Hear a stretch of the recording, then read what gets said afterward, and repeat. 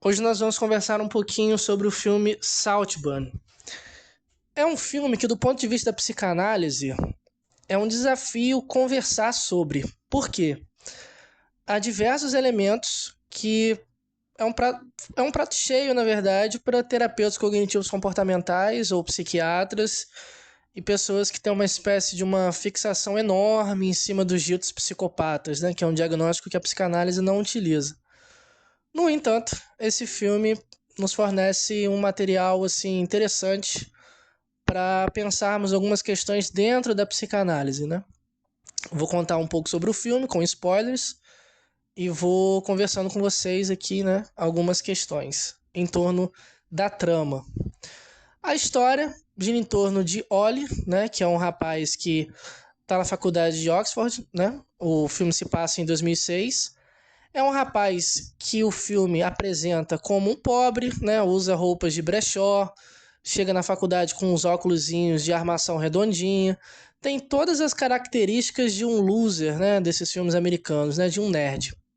Quando ele chega nessa faculdade, ele se depara com Félix, né? Interpretado pelo Jacob Elord, que fez Euforia, né? Barraca do Beijo, que é extremamente bonito, charmoso, popular e rico.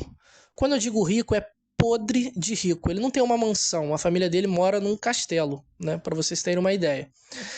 O Ollie, aqui, né, no filme chamado de Ollie, né, começa a ter uma espécie de uma fixação doentia em cima do Félix. Um dia, né, o Félix tá a caminho da faculdade e o pneu da bicicleta dele fura.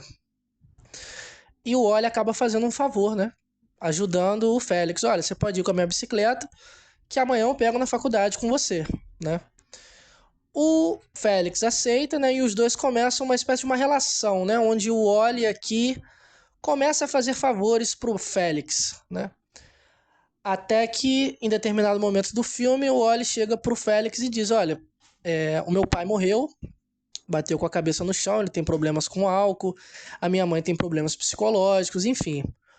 O Félix acaba levando o Ollie para passar o verão em Saltburn, né, junto com ele ali naquele castelo enorme.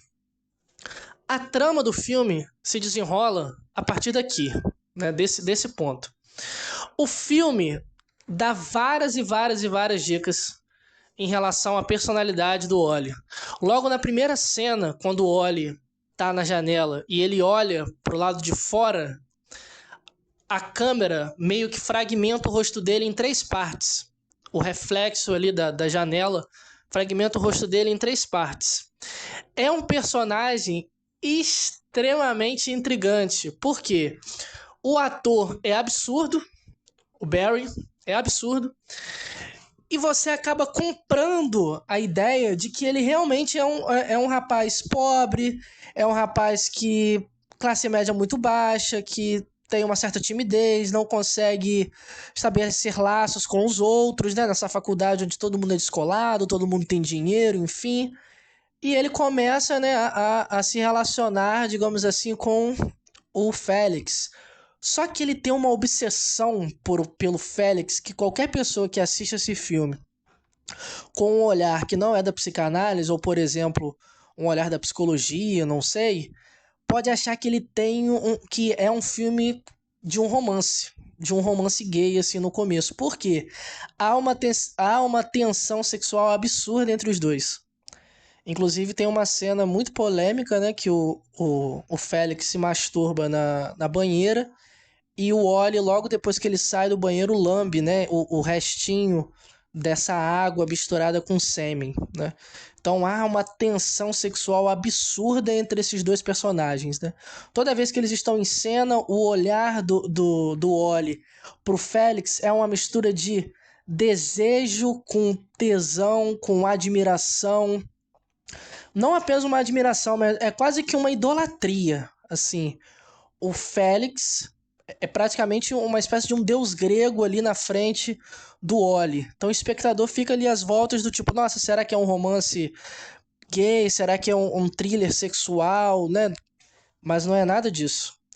Inclusive, é um fator muito interessante nesse filme, é o seguinte, o Ollie, ele usa o sexo Preste atenção, ele usa o sexo como uma forma de manipular e de controlar as pessoas, principalmente em Saltburn.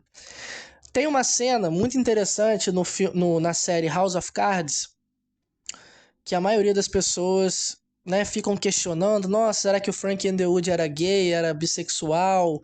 Será que isso foi traição ou não? Enfim, toda essa noção de sexo, de relação sexual, fantasia sexual e de desejo é muito rasa quando pensamos em poder.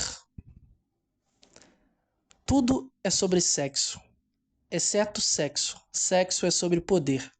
É uma frase do Oscar Wilde, né, o autor do livro O Retrato de Dorian Gray, o mais famoso livro dele. Por que eu estou dizendo isso? O Ollie, quando chega em Saltburn, todo mundo naquela casa ali tem um problema na cabeça. Então, assim, é um prato cheio para um terapeuta cognitivo comportamental, né? Tem a irmã do Félix, que tem problemas de saúde mental, dá a entender ali que ela tem uma recusa alimentar, né? Como se fosse uma anorexia. Enfrenta ali episódios também de depressão, automutilação. Inclusive, no final do filme, você entende muito bem toda essa leitura aqui em torno desses personagens, né? Tem um personagem que mora ali na casa com eles, né, um agregado, digamos assim, mas que não faz parte dessa aristocracia, né? Ele tá ali, mas ele gostaria de ser como pessoal, mas ele não é, né? É um personagem também que odeia o Ollie desde o início. Desde o início, esse personagem, né, o nome dele, Firelight, se não me engano, ele enxerga o Ollie ali como uma possível ameaça, né? Inclusive, ele chega a brincar, dizendo que todo verão o Félix levava um melhor amigo novo para passar ali com eles, né? Tem a mãe do Félix, né? O pai do Félix, e todo mundo ali tem problema. Todo mundo ali tem alguma, entre aspas, patologia que do ponto de vista da psiquiatria, facilmente ali você pode diagnosticar um monte de gente, né? Então, como eu disse no início do vídeo, é um filme que é um prato cheio para quem é da psicologia, né? Para quem, por exemplo, é da psiquiatria, ou quem tem essa fixação absurda em cima de transtorno, né? Ah, falou de tal, tem transtorno tal, deixa eu identificar tal transtorno aqui em tal personagem. Eu, particularmente, respeito, mas acho uma leitura muito rasa desse filme se você passa a enxergá-lo apenas desse ponto de vista. O filme tem inúmeras e inúmeras e inúmeras camadas que, se você é da psicanálise, dá para discutir muita coisa. Primeiro, eu vou dar spoiler do filme agora, né, o final do filme, e vou apontando para vocês aqui a minha impressão, né? Vocês podem comentar também o que vocês acharam do filme. O que acontece? Um dia, no aniversário do Ollie, né, o Félix resolve ir até a casa dele, né? Ele pega o celular do Ollie e tal, vê que o Ollie tá recusando várias ligações da mãe dele, e ele decide ir até a casa do Ollie, visitar a mãe dele, né, que tem problemas mentais, o pai dele que acabou morrendo, né, meses atrás, e ele descobre o seguinte, que é tudo mentira. Que a mãe do Ollie tá viva, que o pai do Ollie está vivo, que os dois são de uma classe média social, assim, relativamente alta, né, bem, ele tem uma casa bonita, ele é um aluno inteligentíssimo. Ele mentiu pro Félix o tempo inteiro. Ele mentiu pro Félix numa tentativa ali de estar ali naquele meio, né, naquele nicho social, como se ele fosse uma espécie de um alpinista social. Preste atenção nesse termo, porque é muito interessante da gente pensar junto a respeito disso. Nesse momento do filme, há uma quebra na relação desses dois personagens, né? O Félix se sente enganado pelo Ollie, óbvio, né, que mentiu. Num primeiro olhar, você pensa o seguinte, nossa, mas esse rapaz às vezes tem algum problema, né? Tem, por exemplo, uma mitomania, né, que é um transtorno que existe quando uma pessoa inventa várias e várias e várias mentiras, e dentro dessas mentiras, essa pessoa ou é um protagonista, alguém que fez alguma coisa assim absurda, alguém que conversou com tal pessoa, que encontrou tal pessoa, ou ao contrário, né? Essa pessoa se coloca como uma vítima, alguém que perdeu algo. Inclusive, muita gente faz isso quando dá golpe, né, nas pessoas, né? Mentem. Então aqui, a mentira não é uma patologia. né? Não deve ser vista como uma patologia. E nem o mau caratismo também. Existem pessoas mau caráter, né? Existem pessoas mentirosas, existem pessoas salafraias, né? Um termo que os antigos costumavam usar bastante.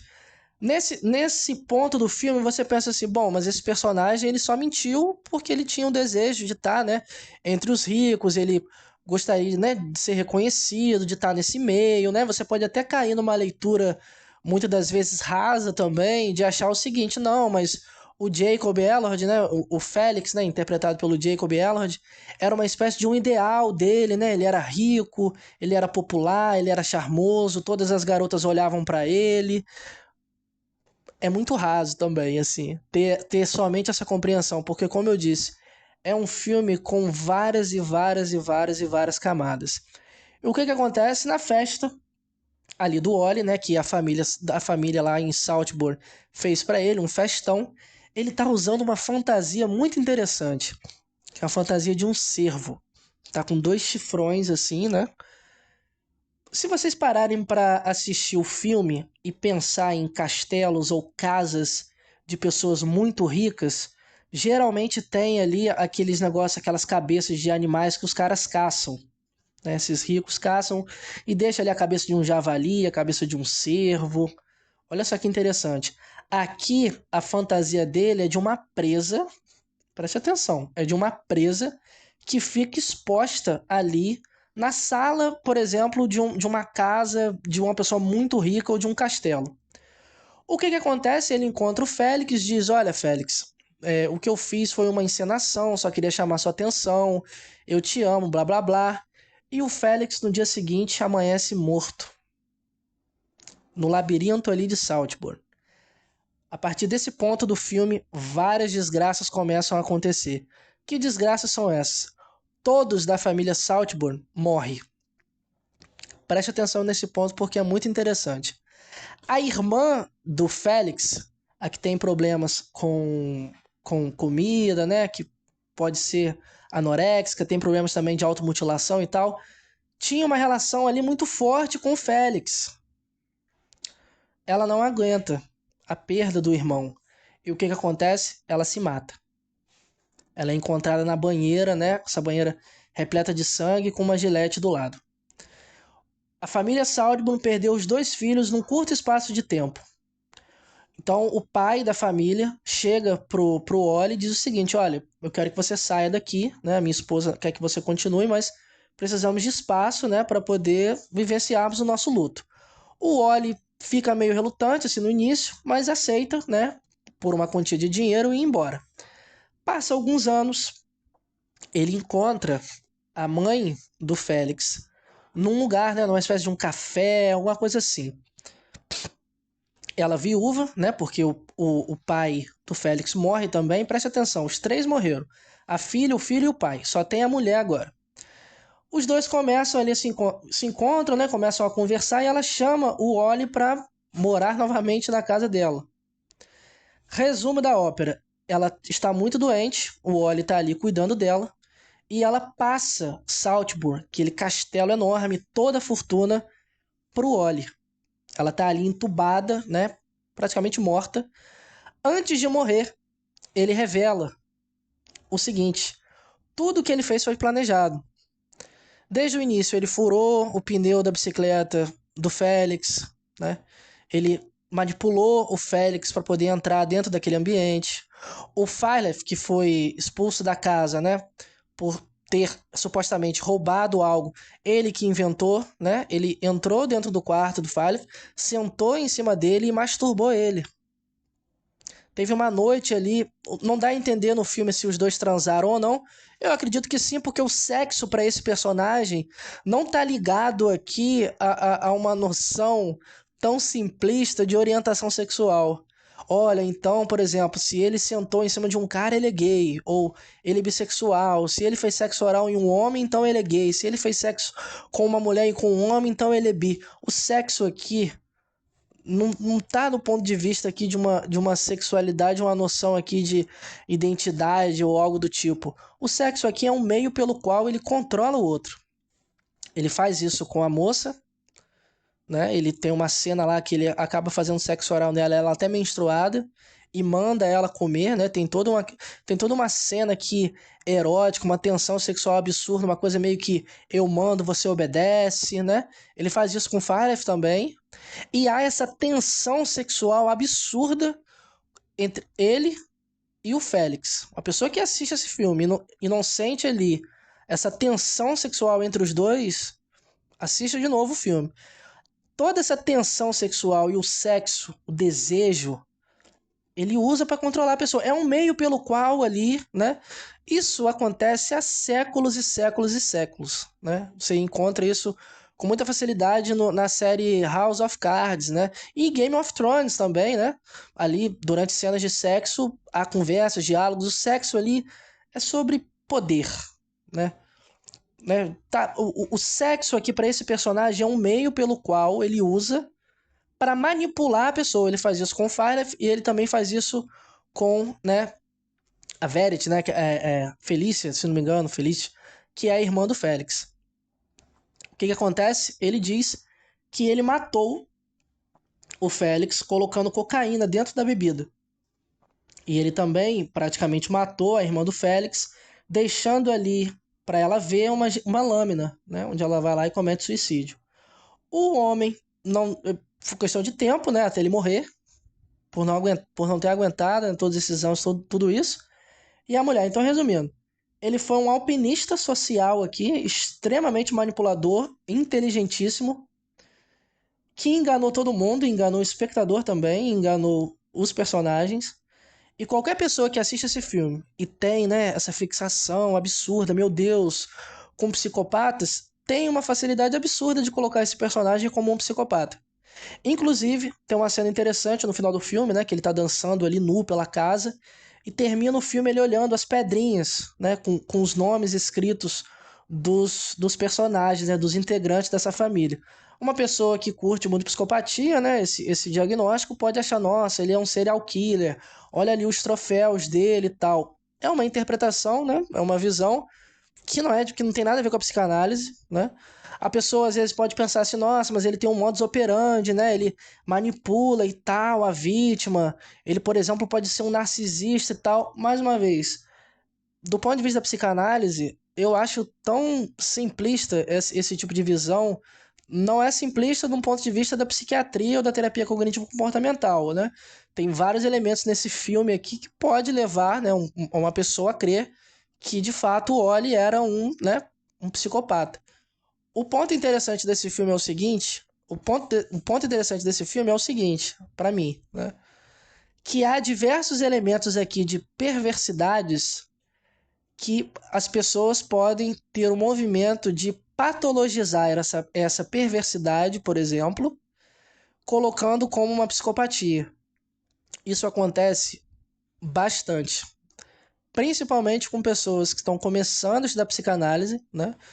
Que, por exemplo, estão inseridos nesse meio dessa glamorização absurda em cima dos diagnósticos de transtornos mentais, né? Essa demanda que, se você for estudar do ponto de vista da psicanálise, uma demanda histérica, né? Do tipo, olha, doutor, diga-me o que eu tenho, né? Me decifra, diga que transtorno eu tenho, por que eu tenho esse transtorno, né? Toda essa nomenclatura, esse diagnóstico dá um sentido, né, para a pessoa. Então, por exemplo, você tem você tem determinados comportamentos, né? E de acordo com a psiquiatria ou com a terapia cognitivo-comportamental, esses comportamentos agrupados, né? Faz parte de um transtorno. Então você chega para o seu terapeuta e diz: olha, eu sinto isso, isso e isso, eu levanto da cama e eu tenho o seguinte pensamento, eu não consigo comer direito, eu tenho pensamentos intrusivos, tenho o pensamento, por exemplo, que se eu fizer tal coisa pode acontecer. Antes de sair de casa, eu tenho que verificar todas as fechaduras e tal. Essa pessoa vai relatando uma série de comportamentos, né? E ela recebe um diagnóstico. E esse diagnóstico, quando a pessoa recebe, ela dá essa pessoa toma esse diagnóstico não apenas como um nome, mas ela dá esse nome, esse diagnóstico dá um sentido para a vida da pessoa. A pessoa recebe um diagnóstico que é da ordem do ter, por exemplo, fulano, você tem bipolaridade. e essa pessoa transforma o ter em ser. Olha, então eu sou bipolar. Então, assim, atualmente, a maioria das pessoas tem essa fixação absurda em cima dos transtornos mentais, né? Basta você entrar no YouTube e colocar narcisista, autismo, psicopatia. Basta você entrar no Instagram, você vai ver inúmeros posts do tipo, olha, 5 sinais que você tem ansiedade, transtorno de ansiedade generalizado, 5 sinais que você tem transtorno obsessivo compulsivo, 5 sinais que você é um borderline. Esse filme aqui aponta justamente esse problema aqui do ponto de vista da psicanálise.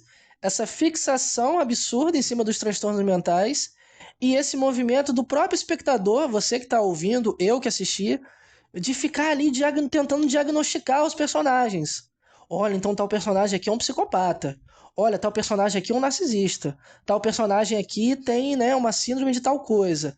Tal personagem aqui pode ter transtorno tal. Sendo que o filme traz uma mensagem muito maior do que esse movimento que temos de tentar definir as coisas, de tentar explicar as coisas, de tentar dizer o que, que o outro tem, o que, que o outro é, né? Esse movimento aqui que em psicanalistas sofremos, né, essa herança da psicologia e principalmente dessa frase, né, do Freud explica, né? Essa noção aqui de tentar explicar, diagnosticar o que, que a pessoa tem. O filme nos oferece diversos elementos aqui que, se o espectador tem esse movimento de patologizar essas coisas, perde, na minha opinião, toda a experiência. Então, por exemplo, essa questão do sexo, né? Sexualidade ali, desejo. Você assistindo esse filme, você pode ficar pensando, né, o espectador, nossa, será que o Wally é gay? Será que o Wally tem um desejo ali sexual, uma fantasia sexual pelo Félix? Será que é uma espécie de uma identificação que ele tem com o Félix? E perceba que o filme tá ali nos oferecendo outra coisa, né? Então eu acho que principalmente psicanalistas, psicólogos, psiquiatras perdem muito da experiência de assistir determinados filmes e séries por ter esse movimento aqui de tentar ficar diagnosticando, de ficar tentar definindo o que é, o que não é, sendo que o filme tá falando de muita coisa, né? Então tem essa cena, né, que o Félix se masturba e o Oli vai lá e lambe, né, o final, né, o resto do sêmen do Félix. Tem a cena que o Félix está enterrado e o Oli ali praticamente faz sexo, né, no túmulo, né, ele enfia o pênis dentro da areia e tem ali movimentos ali como se ele estivesse tendo uma relação sexual com o Félix. Do ponto de vista da psiquiatria, você vai encontrar diversas parafilias aqui, né, diversas patologias, mas é um filme que no meu ponto de vista, seria interessante pensar a perversão. Não estou aqui diagnosticando ou colocando o Félix, ou melhor, colocando o Oli como um perverso, mas toda essa construção aqui de manipular o outro, toda essa questão de causar angústia no outro, principalmente no final do filme, né? Durante o filme, ele se coloca como alguém ali, entre aspas, um loser. E ele mata praticamente todo mundo da família, né? Não mata o Ryleth, o outro personagem que ele inventou que roubou, mas ele, né, fica com o dinheiro todo, todas as pessoas morrem, ele manipulou todo mundo desde o começo. Gente, é muito comum termos movimento também de atrelar perversões, que as pessoas confundem muitas das vezes perversões e perversidades com a estrutura perversa, né? Com a maldade. Então, assim, mais uma vez, é uma herança da psicologia, né? Esse movimento que as pessoas têm de atrelar, por exemplo, a psicose, a loucura, maldade aqui, a perversão. Neuróticos matam, neuróticos manipulam, neuróticos mentem, neuróticos estupram, neuróticos abusam sexualmente de pessoas, neuróticos transgridem lei. Então, assim, é um movimento, como eu disse, muito forte hoje em dia, né? Das pessoas ficarem tentando diagnosticar o que que tal personagem tem, o que que tal pessoa é. Essa pessoa que tem esse movimento, Todo mundo pode ter. Sim, tentamos dar nome às coisas. Por quê? À medida que você dá nome a algo, você dá sentido àquilo. E à medida que você dá nome a algo e sentido àquilo, aquilo passa a ter um significado para você, né? Então há esse movimento nesse filme, né, de tentar diagnosticar, poxa, o que que tem? O Wally é o quê? É um psicopata? É um narcisista?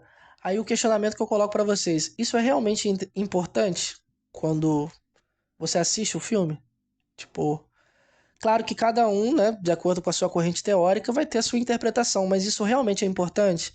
O que me chamou mais atenção no filme, óbvio, a trama, né, esse personagem aqui que enganou, que manipulou e tal, mas o que me chama mais atenção é esse movimento justamente do espectador de tentar definir o que que tal personagem é, ou por exemplo, acabei de dizer, né? Olha, fulano de tal, o Oli, por exemplo, tem um desejo sexual ali pelo Félix.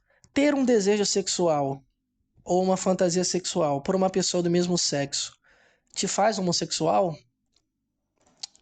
Então, assim, de acordo com a psicanálise, estudamos, né, por conta do Édipo, pulsão, inconsciente, né? Bissexualidade, né? Fantasias homossexuais ali por conta do Édipo, que são recalcadas, né? Quando é uma escolha heterossexual. Fantasias homossexuais que podem ser realizadas através de sonhos, né? Super, entre aspas, normal, heterossexuais vir a ter, né? Sonhos homossexuais, né? Nem sempre um sonho homossexual tem a ver necessariamente com um desejo homossexual de fato, que muita gente às vezes acha isso, não, olha, eu sonhei com uma pessoa do mesmo sexo, significa que eu tenho um desejo rustido. Mais uma vez, uma noção muito de significado, de interpretação, de tal coisa significa tal coisa. Isso não é psicanálise, assim. Tipo, a interpretação dos sonhos, por exemplo, é preciso ter muito cuidado, né, quando você toma determinados elementos, né, e dá essas significações do tipo, olha, então sonhou com cobra vermelha, significa que alguém dentro da sua casa vai te trair. Isso não é a interpretação dos sonhos em Freud. Isso é João Bidu, né? Então, assim, há essa herança absurda da psicologia que, de certa forma, nos afeta, né? Você que é da psicanálise, eu que sou da psicanálise, né? Então, há essa questão no filme, né? Esse movimento que as pessoas têm de tentar patologizar tudo ali no filme, né? Os personagens, né? Dizer o que o personagem é, tal coisa. E preste atenção aqui, o sexo, isso que eu acho interessante marcar nesse vídeo. Não, quando assisti o filme, eu não fiquei pensando nisso, do tipo, nossa, será que ele é gay? Há uma tensão ali, mas percebe como que quando você assiste determinadas coisas, né? Tem esse movimento de tentar definir, olha, então ele teve uma fantasia homossexual, ele tem um desejo homossexual, isso faz dele um homossexual? Tipo, então assim, eu acho que o filme, ele é uma sátira, lógico, tem diversos elementos ali que se você for assistir pensando, olha e tal, a aristocracia, não sei o que e tal, mas assim, do ponto de vista da psicologia é um prato cheio, mas do ponto de vista do psicanalista é uma casca de banana, porque você como espectador se vê fazendo a mesma coisa que você, se é da psicanálise de fato, critica nas outras correntes teóricas, que é o quê? Definir. Ficar tentando definir que personagem é tal coisa, que patologia é tal. Nossa, isso aqui é uma patologia, então. Então, assim, há elementos nesse filme que, ao meu ver, são muito mais interessantes, né, de se pensar do que essa tentativa de definir tal personagem. Ah, então tal personagem é um narcisista por conta disso, disso, disso. Ou tal personagem é um psicopata por conta disso, disso, disso. O filme nos oferece um material teórico, assim, do ponto de vista da psicanálise, que, ao meu ver, é um desafio, né? A crítica que eu coloco aqui é justamente esse ponto, né? Por que que quando assistimos esse filme tentamos definir, né? Tentamos encontrar ali, nossa, isso aqui é uma parafilia, né?